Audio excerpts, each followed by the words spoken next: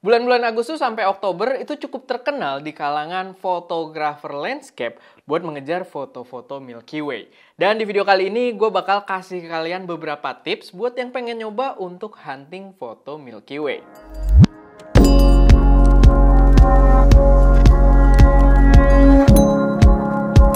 Halo semuanya, selamat datang di channel SMED dengan gue Erwin. Dan pada video kali ini gue pengen bahas beberapa tips-tips penting yang mungkin bisa dibilang juga beberapa rahasia yang cukup penting kalau kalian pengen hunting foto Milky Way. Dan gue mendapati beberapa pelajaran ini ya berdasarkan real experience juga. Karena buat yang belum tahu, kita udah sempat hunting Milky Way juga di episode Creative Adventure kita yang kemarin. Yang by the way kita belum Creative Adventure lagi ya, segera, jadi ditunggu aja. Cuman yang kemarin itu kita sempat hunting foto Milky Way di kawasan Bromo. Kalau misalkan kalian tertarik dengan experience secara keseluruhannya, kalian bisa nonton video tersebut karena seru banget buat kita hunting Milky Way di sana. Pengalamannya cukup unik dan menarik. Tapi di video kali ini gue akan berfokus pada tips-tips pengambilan gambarnya aja. Tapi sebelum kita mulai ke videonya, gue pengen kenalin juga kalau kita ada preset Creative Adventure buat kalian pengguna Lightroom yang pengen foto kalian kelihatan langsung epic. Totalnya itu ada 24 preset hasil kita keliling Indonesia buat bikin foto-foto yang epic, dan 6 diantaranya udah supported by AI yang bisa auto select subject dan mengatur warna berdasarkan selection tersebut. Dan kita ada preset yang memang diciptakan khusus untuk Milky Way waktu itu. Jadi kita develop pas di Bromo tersebut, dan ya kalau kalian kepo itu ada juga di dalam preset kita. Tapi kita nggak cuma pakai di foto adventure ya, kita coba di street photography, portrait dan lain sebagainya, itu bisa ngeluarin warna yang cakep secara instan juga. Cocok buat starting point editing foto kalian. Jadi ya paling itu, kalau misalkan di bulan Agustus ini jangan lupa kalian bisa pakai kode voucher Merdeka buat dapat diskon terbesar sejauh ini sampai Rp350.000. Jadi langsung aja kalau udah kepo, cek link yang ada di deskripsi. Oke, balik lagi ke pembahasan soal Milky Way-nya sendiri, tentang tips-tips atau rahasia-rahasia buat kalian yang pengen hunting foto Milky Way. Yang pertama itu adalah kalian wajib mempertimbangkan atau mencari lokasi yang minim polusi cahaya. Kenapa? Karena sebenarnya Milky Way itu, dia walaupun kita shootnya di malam hari, tapi nilai exposure dia tuh bener-bener dim banget, bener-bener rendah banget. Jadi usahakan kalian mencari spot lokasi itu yang jauh dari peradaban, jauh dari lampu-lampu gitu ya, entah lampu mobil, lampu jalan, lampu rumah-rumah, jauhi itu semua biar langitnya kelihatan dengan sangat jelas. Jadi minim polusi cahaya. Karena polusi cahaya nantinya di kamera kita itu dia tetap terregister juga di sensor kamera kita gitu, dan itu bisa menghalangi penampakan si Milky Way-nya sendiri. Emang paling tepat tuh sebenarnya ya ala-ala camping gitu ya buat hunting Milky Way. Jadi kalian benar-benar di daerah yang sangat minim polusi cahaya. Kayak kemarin ya itu kita di Bromo gitu ya. Kita udah cek juga Bromo polusi cahayanya sangat minim di spot-spot yang memang kita pilih, dan itu benar-benar Milky Way-nya kelihatan banget.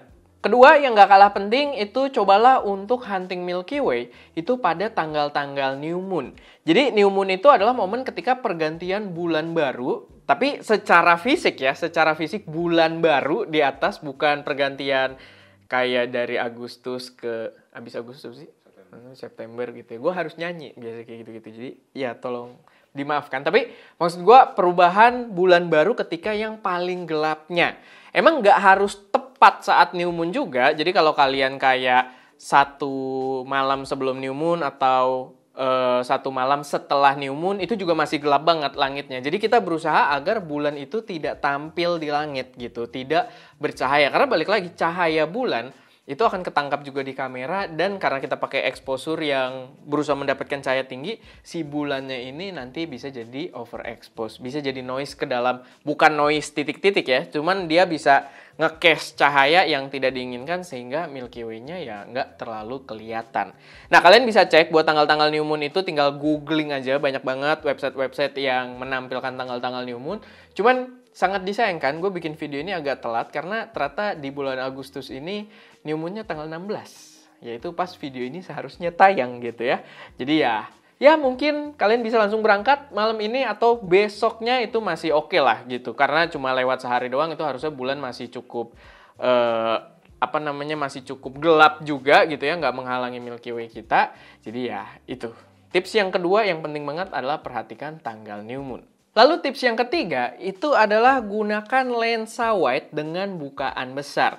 Di sini buat demo aja gua kasih lihat buat Sony full frame ya. Ini Viltrox 16 mm f1.8.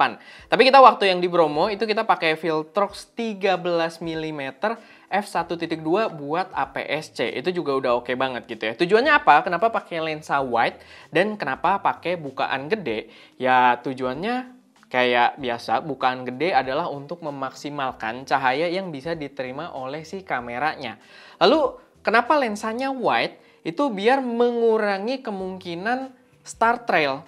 Jadi, headroom exposure kita itu durasinya bisa lebih panjang gitu. Kalau misalkan kita pakai lensa-lensa tele, exposure kita agak panjang sedikit aja, itu langsung jadi star trail, alias gambarnya narik.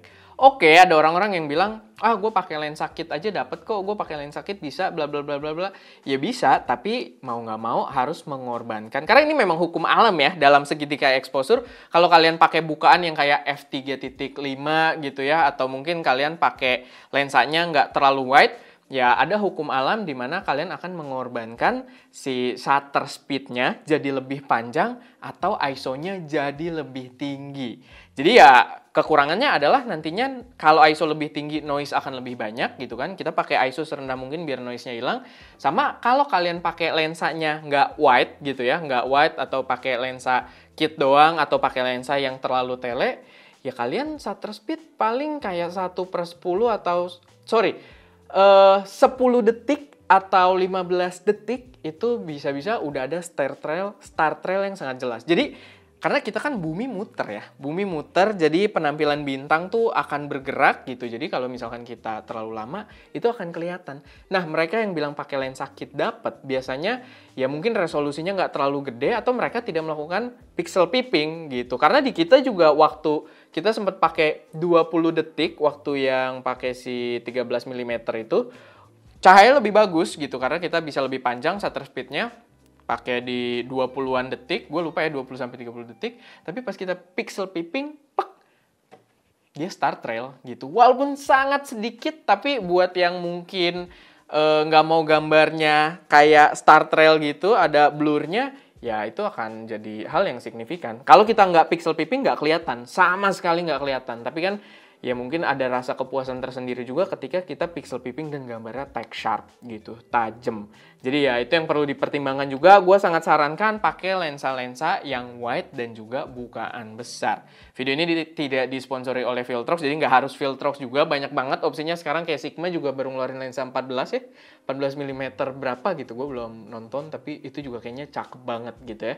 Jadi ya balik lagi, lensa yang wide dengan bukaan besar. Yang keempat, pantaulah lokasi sebelum hunting. Jadi misalkan kayak gue kemarin hunting di Bromo gitu ya, gue udah ada tujuan pengen hunting di mana sama di mana, itu gue coba untuk scouting dulu atau bahasanya reke gitu ya kalau bahasa kalian bikin video atau film gitu ya, reke. Jadi kita ke tempatnya dulu, coba pantau di mana lokasi Milky Way di jam yang kalian pengen hunting nantinya.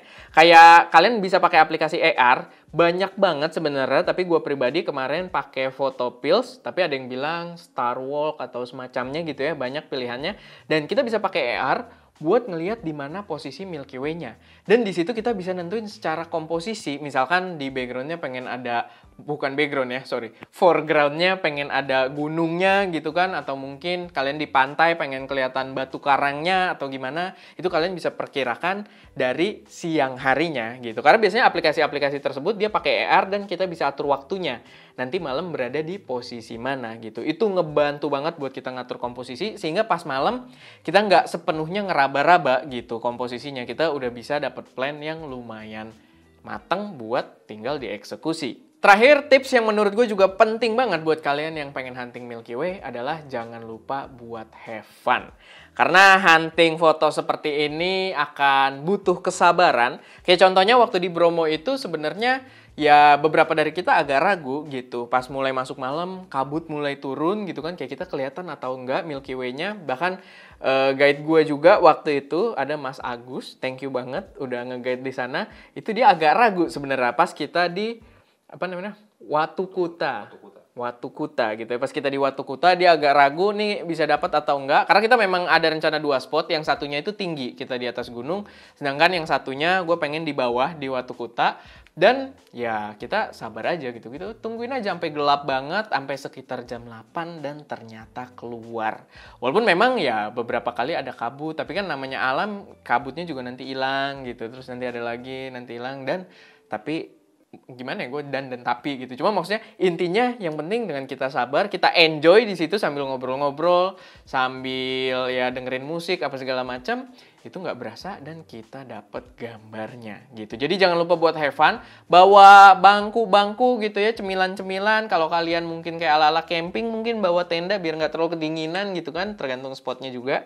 Tapi ya balik lagi yang harus ditekenin juga jangan sampai kalian nyampah gitu ya. Jangan lupa buat have fun tapi jangan sampai kalian meninggalkan sampah juga di tempat tersebut karena ya kita udah menangkap keindahan alamnya, jangan sampai mengotori bekas kita di situ gitu. Jadi ya itu harus jadi perhatian juga. Tapi ya balik lagi, tips yang kelima adalah jangan lupa buat have fun. Ajak teman-teman kalian yang mungkin punya peminatan yang sama atau sekedar pengen healing aja gitu di spot-spot yang jauh dari perkotaan.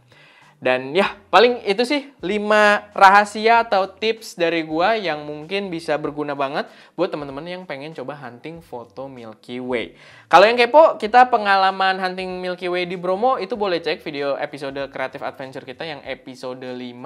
Silahkan mungkin klik di situ atau ya bisa cek di deskripsi atau searching gitu ya. Tapi ya itu silahkan dicek videonya. Dan itu aja, semoga bermanfaat. Kalau misalkan ada koreksi, saran atau pertanyaan atau kalian punya tips lain yang mungkin berguna buat teman-teman yang lain, silahkan taruh aja semuanya di kolom komentar. Mari kita saling bantu-membantu dengan tips-tips yang kita ketahui. Oke, paling itu aja. Gue Erwin, di belakang kamera Daska, dan jangan lupa untuk berkarya.